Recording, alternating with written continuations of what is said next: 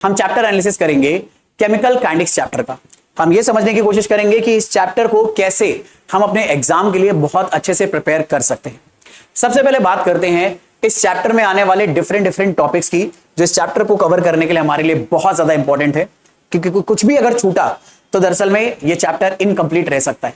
तो इसीलिए हम लोग सबसे पहले टॉपिक्स के बारे में बात कर लेते हैं। क्या क्या आपको टॉपिक पढ़ने हैं।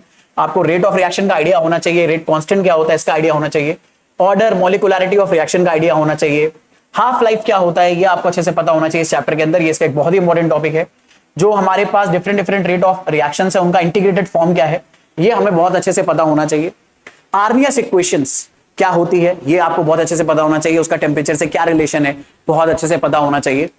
इसी तरह से कोलिजन थ्योरी कैसे केमिकल रिएक्शंस को एक्सप्लेन करती है, उसके रेट को एक्सप्लेन करती है, ये आपको बहुत अच्छे से आना चाहिए। Activation energy, catalyst, enzyme kinetics, इन सब का आइडिया आपको बहुत अच्छे से पता होना चाहिए इस चैप्टर पर कमांड करने के लिए। बात करी जाए इन टॉपिक्स में से ऐसे कौन से टॉपिक है जो बहुत इजी है, जो बड़े आराम से आप प्रिपेयर कर सकते हो, तो इजी टॉपिक्स में अगर बात करी जाए तो रेट ऑफ रिएक्शन बहुत ही सिंपल टॉपिक है, आप आराम से इसे प्रिपेयर कर सकते हो।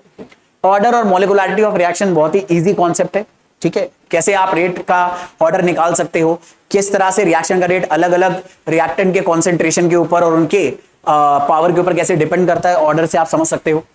इंटीग्रेटेड इक्वेशन बहुत ही सिंपल मैथमेटिक्स होती है इसकी, बड़े आराम से आप इसे कैलकुलेट कर सकते हो। बेसिक मैथमेटिक्स अगर आपकी स्ट्रांग है, थोड़ी सी कैलकुलस स्ट्रांग है, बड़े आराम से आप इसे कर ले जाओगे। ऐसे ही आर्नियस इक्वेशन भी बहुत ही सिंपल सा कॉन्सेप्ट है समझने के लिए, बट हाँ आपके न्यूमेरिकल्स के पॉइंट ऑफ व्यू से अगर बात करें तो बहुत ही इंपॉर्टेंट कॉन्सेप्ट हो जाते हैं। सारे इजी हैं, बड़े आराम से कवर हो जाएंगे, बहुत ज्यादा वक्त आपका नहीं लेंगे, बहुत ज्यादा ये आपसे आपकी कह सकते हो एनर्जी डिमांड नहीं करते कि भैया बहुत ज्यादा वक्त इन्हें दो। अगर आपने फोकस करके इन्हें प्रिपेयर करा तो बड़े आराम से प्रिपेयर हो जाएंगे।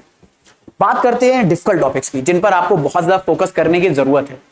तो डिफिकल्ट टॉपिक्स में सबसे पहले आ जाता है मेरे बच्चे कोलिजन थ्योरी। अब इसके ऊपर मोस्टली कॉन्सेप्चुअल क्वेश्चंस आते रहते हैं आपके एग्जाम में। हर इसके छोटे छोटे पॉइंट को याद रखना जरूरी है, क्योंकि आपको पता है हर छोटे छोटे पॉइंट से ये क्वेश्चंस बन जाते हैं आपके एग्जाम के लिए।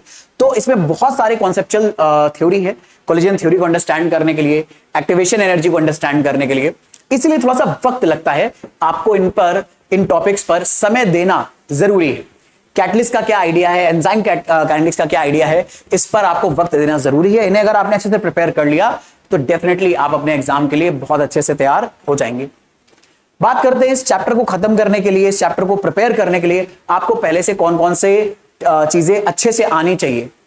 तो आपको जो चीजें पहले से आनी चाहिए उनमें से ये बहुत ही खास और इंपॉर्टेंट है।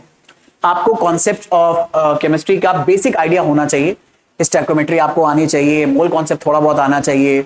वो अगर आपको आता है तो आप बड़े आराम से इस चैप्टर को धीरे धीरे कवर करते हुए चल सकते हो। थर्मोडायनेमिक्स का एक बड़ा अच्छा आइडिया होना चाहिए, क्योंकि हेयर एंड देयर इस चैप्टर में जो आपने केमिस्ट्री में थर्मोडायनेमिक्स पढ़ी है उसका यूज आता ही रहता है।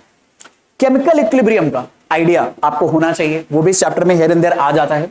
रेडॉक्स रिएक्शन और छोटे मोटे फिजिक्स के और मैथ के बेसिक कॉन्सेप्ट्स, पावर से रिलेटेड, इंटीग्रेशन से रिलेटेड, मतलब बेसिकली में कैलकुलस से रिलेटेड, ये सब आपको अच्छे से आने चाहिए। लॉग का कॉन्सेप्ट आना चाहिए। तो आप ये चैप्टर बड़े आराम से प्रिपेयर कर लोगे, बहुत ही ईजी है।